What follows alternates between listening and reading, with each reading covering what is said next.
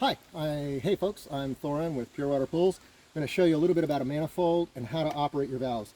These are non-intuitive valves. These are typical Hayward. Pentair does the same thing. They're gate valves. They're turning or swing gate valves. Let me show you the inside of this valve. This is what that looks like. It is an actual gate and it's to the front. The handle is to the back or to the 180 of that gate. So if we have water coming in through that valve and I have this in here like that, that'll stop the water flow. Also, a 180 degrees will also stop the water flow. Notice that the handle is in line. That is counterintuitive to every valve, water valve, gas valve that's out there. So it's literally opposite. If I go here, it looks like it's stopped, but it's not. You can see the gate valve will allow the water to go through. This will also allow the water to go through. But we got a little something special for you today. We got a four-way manifold. A four-way manifold that's built on three-way valves. This is a two-way valve. Let's look at the three-way valves real quick. Here we have three-way valves coming in. We have a skimmer coming in, we have a vacuum line coming in, we have another skimmer coming in, and we have a main drain coming in.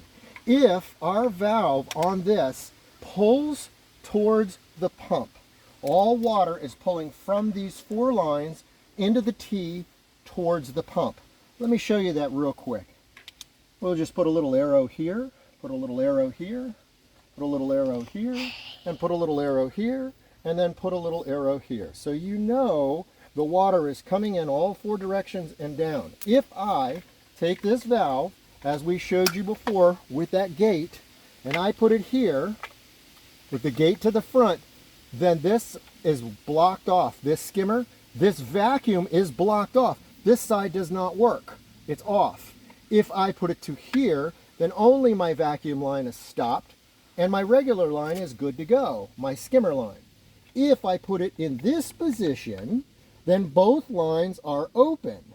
If I put it in this position, the skimmer is closed and the vacuum line is open. Same thing with this side over here. If we have a skimmer and a main drain, if I put it like this, my skimmer is stopped, my main drain will go through. If I put it here, both of them are open. And if I put it here, the main drain is now closed, yet the skimmer is open. So now with that in mind, you can go back and look at this and rearrange these any which way you want them to either isolate the valves or open all the valves. When you prime a pump, you want to pull off of one line only. So you are trying to isolate the lines. So let's do that.